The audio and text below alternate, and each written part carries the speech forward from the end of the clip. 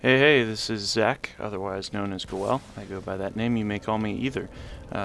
Welcome to this video about Planetside 2. What I'm going to do in this video, real quick, is go through the basics of how to navigate the menus and what they all mean. And I want this to be a reasonably short video, so I'll go as quick as possible. So basically, when you first start out in Planetside 2, you're going to be hot dropped into an area. You're probably going to die really fast. You can be, oh my gosh, what's going on? And this is how you can get a handle on what's going on.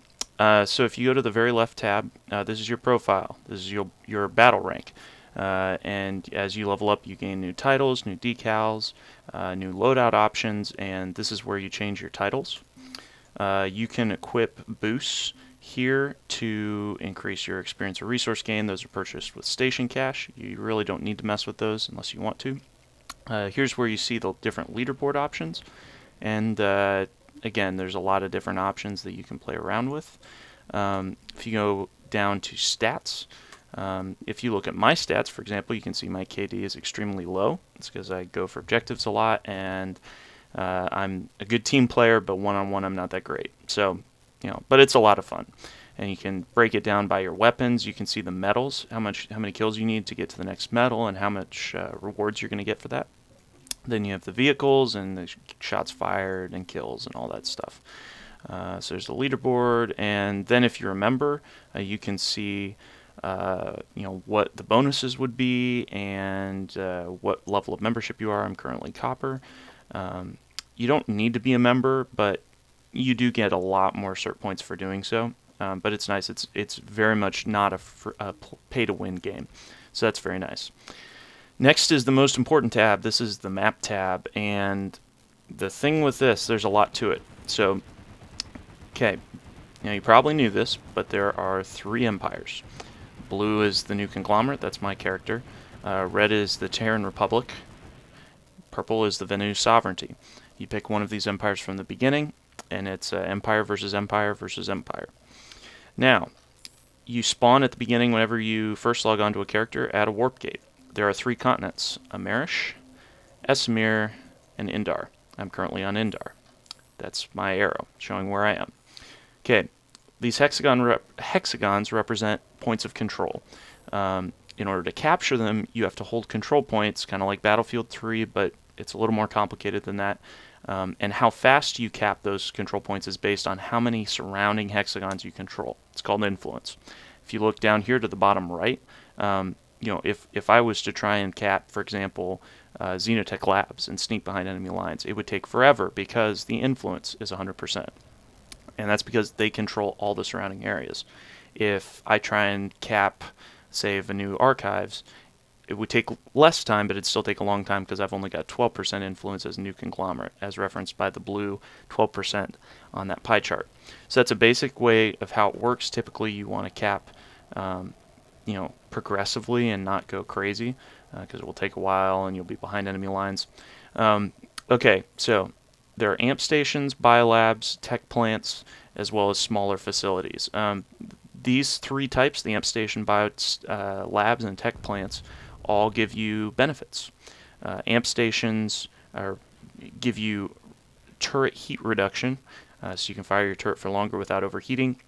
Biolabs gives you extra health regen, and tech plants allow you to purchase your faction's their best battle tank. Otherwise, you're stuck with the light tanks. And there are 3 of each of these on the map, so it's possible for all the empires to control all of them. But as you can see, last night the NC was controlling a lot of Indar, and now the TR is just overwhelming it. So that's a basic overview. There are these things, resources, which I'll get into a little bit later here. But basically, these icons represent the type of resource that you would gain by gaining XP in that territory. So every time you gain XP, say you're fighting in the old stockpile, you would gain a small amount of infantry points based on the amount of XP. It's like a percentage. And then also, you automatically gain resources That's what these represent here, the plus 22. Over time, you automatically gain the resources you need. Resources are used to buy vehicles, so aerospace resources buy you planes. Mechanized resources buy you tanks and sunderers and flashes, fast ATVs. And infantry points, those buy you grenades as well as max suits, and I'll get more into that later. With the statistics here, you can see the territory control for individual continents. And you can also see population. That's a very valuable one. If your empire has less population, you'll gain experience and resource bonuses for fighting there to incentivize doing that. For example, if you're the TR fighting on Esamir, because you control next to nothing and there's nobody there pretty much for the TR, you'd get a lot of experience for fighting there, a lot of bonus experience. So that's what that is. And then there are different filters. Hotspots are going to show you, that's what these are here, these glowing things. They show you where the biggest fighting is happening, and facilities are important. You should keep that on all the time. Allies you should keep on all the time. It'll show you where your squad and friendlies are. Territory control will just make it easier to see who controls what. Enemy activity, this is kind of useful. You can see, obviously the brighter the color, the more enemies are there. Red, obviously there's a ton of enemies here. Orange, there's a lot of enemies but not as much. Green, there's no activity. So that's a short overview, and then you can display everything on a grid if you want. I think it looks a little cluttered, but you can get more specific if you want. And yeah, that's basically it for the map. You can use this instant action button at the bottom to get immediately to deployment, and use this redeploy to also deploy at a nearby location of your choice. So that's it for the map. Okay, classes. I'm not going to go too into detail, but here's the short version of how it all works. Infiltrators are awesome for sniping and stealth infiltration. They come with active camo, stealth, invisibility, whatever you want to call it. They're very hard to see. Their nameplate disappears, and they can hack enemy terminals. So let's say you are bum rushing a facility and you need your sunderer dies. Well, if you can get an infiltrator to a vehicle terminal and hack it, you can spawn a sunderer in their base. And if you can, deploy it properly, you're back in business. That's the kind of thing the infiltrator specializes in. Not great for direct assaults, but has its purposes. Light assault is interesting because it has jetpacks. It doesn't have any other ability besides jetpacks, but that's plenty because you can get to locations you can't otherwise access. Particularly, for example, in biolabs. There are a ton of places that with a jetpack you can just snipe down on your enemies, and most people don't look up there. It's very, very useful, but you just have to be creative with how you play a light assault. Combat medics, I tend to find that combat medics have weaker weapons. However, their weapons tend to, or their usefulness is much greater because they can revive. And honestly, the best way to get points that I've found, CERT points and XP, etc., is absolutely a combat medic. Find a really big fight and just revive and heal people like crazy. It comes with an area of effect heal, which is very powerful. Then upgrading your revive tool is one of the first things that I did, and I highly recommend it. Engineers, they are an interesting class. It's kind of one of those classes you don't gravitate towards until you try it. At least for me, I found it's incredibly valuable. You can drop ammo, you can build turrets, you can repair vehicles, as well as max suits. And so they're very, very important, particularly when you're max crashing or sending a lot of maxes at an objective. And really, whenever you have maxes, you should have an engineer paired up with them if at all possible, because a team of engineers and maxes is very, very hard to stop. Throw in a couple medics and you're good to go. Heavy assault, their primary role is, they get a light machine gun and they get a rocket launcher. Very, very important. One of the only things that's worth buying with station cash is a lock-on rocket launcher for anti-air. That'll save you a lot of frustration because you'll actually have something decent to fight back enemy planes with. And then you have the Max, which is incredibly powerful. It's very slow. But one-on-one, you should be able to beat any infantry if you know what you're doing. Piece of cake. The one thing is, engineers are really important to support them with. So that's the short version. There are different weapons and stuff that you can unlock. Let's say I want to unlock certifications for light assault.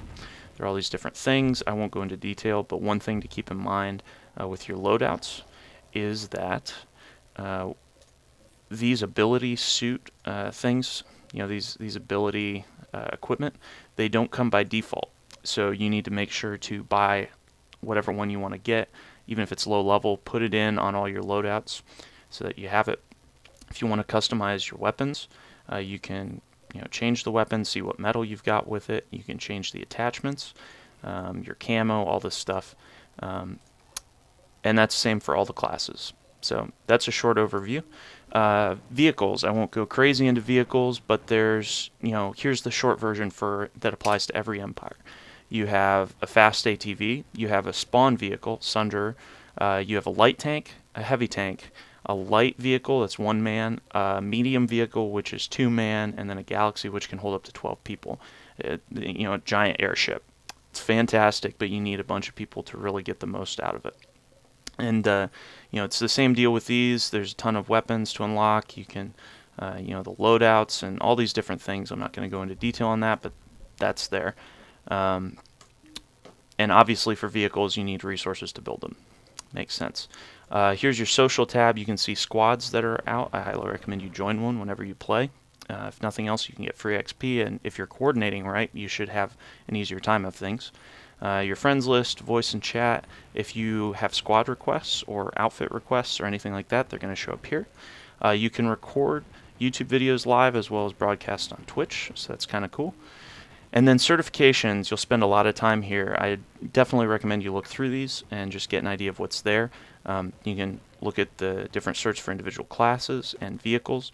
One thing with squad leader certs, most of these aren't worthwhile. The only one that's really useful is squad objectives and squad beacon, or spawn beacon.